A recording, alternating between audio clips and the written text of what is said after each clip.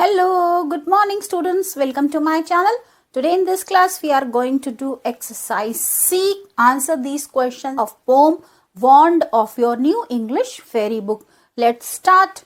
Question number 1 is, how does the speaker bring out the truth of the proverb, as you sow, so shall you reap? Give examples to support your answer. Speaker इस सत्य को कैसे साबित करता है कि जैसा बोओगे वैसा ही काटोगे। आपको अपने आंसर के सपोर्ट में एग्जाम्पल्स लिखने हैं, उदाहरण से उसे सिद्ध करना है। Answer is the poet brings out the truth of the proverb, as you sow so shall you reap, by drawing a vivid picture of the environment the way it stands today. कवि इस कहावत की जो जैसा बोएगा वैसा ही काटेगा आज के जमाने के वातावरण की जीवंत पिक्चर का चित्रण करके उसे ड्रॉ करके ये साबित करता है। Increasing population, industrial development and urban lifestyles are largely responsible for the increasing pollution that has affected the clear blue skies and dimmed the brightness of the shining stars.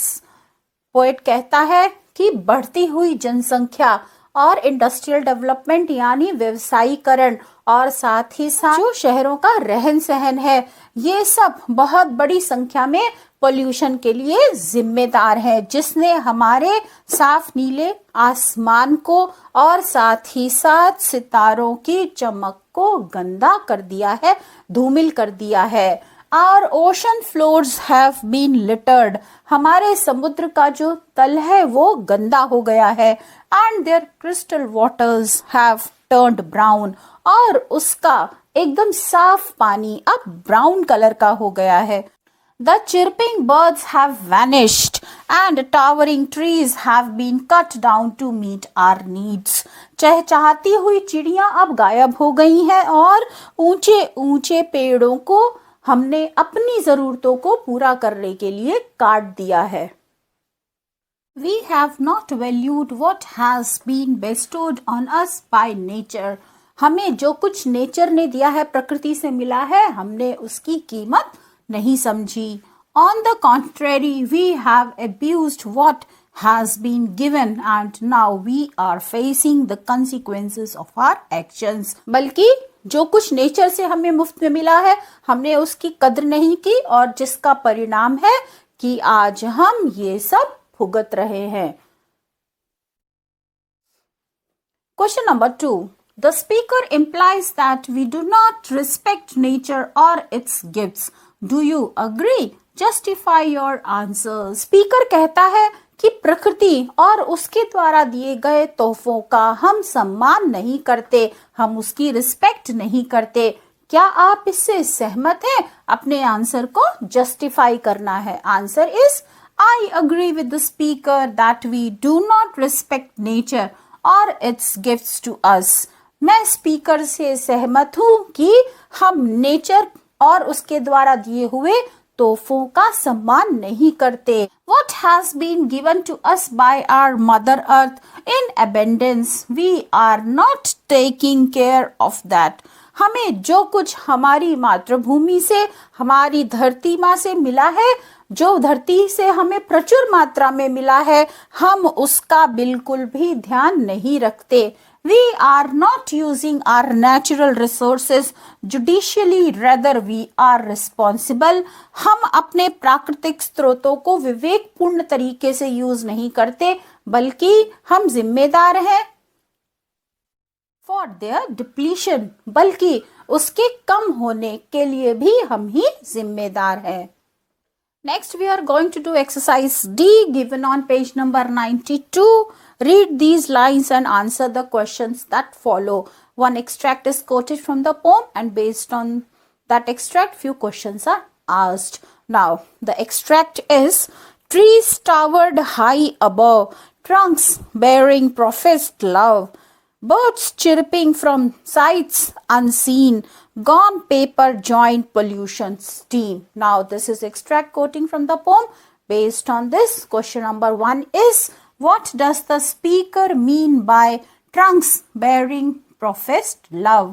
Speaker का इससे क्या मतलब है कि जो पेड़ का तना है वो प्यार दिखाता है, अपने प्यार का इजहार करता है. Answer is the poet means that the trees express great love for us by providing us with all that we need, like shade to rest, fruits to eat, and wood to build our houses, our homes.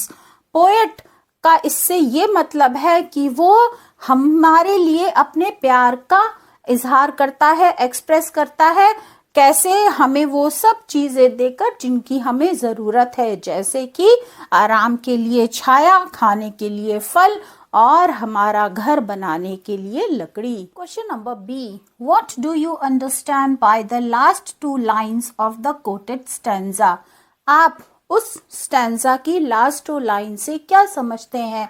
Answer is the poet says that the birds who used to chirp all around us have disappeared. पोएट कहता है कि वो चिड़िया जो कभी पहले हमारे आसपास चहचहाती थी अब वो गायब हो गई हैं.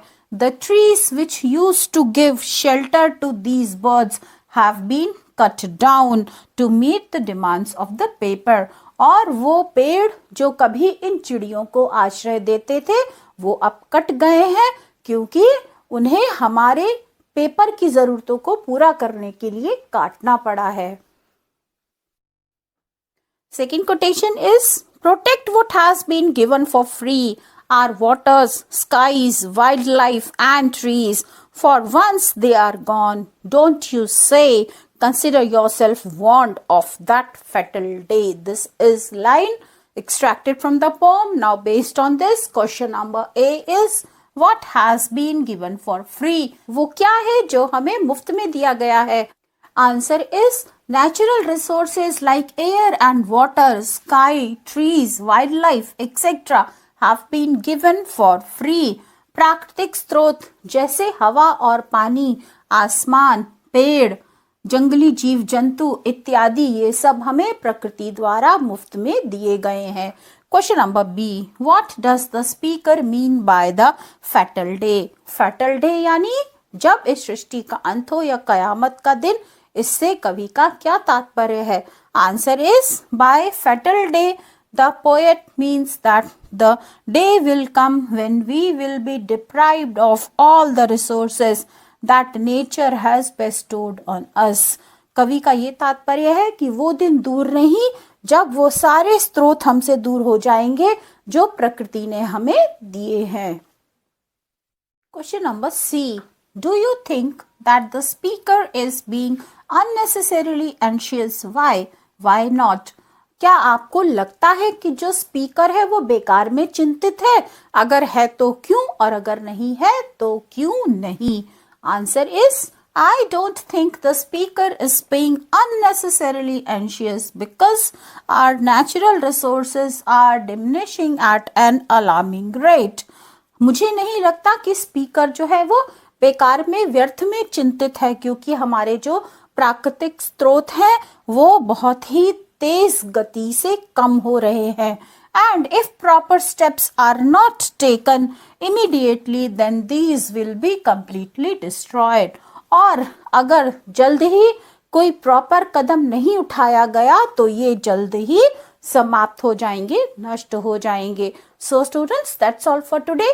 We have completed exercise C and exercise D of this poem. I hope you like the video. If you like it, then press on like, share, comment and subscribe my channel. See you soon. Till then, bye bye. Have a good day.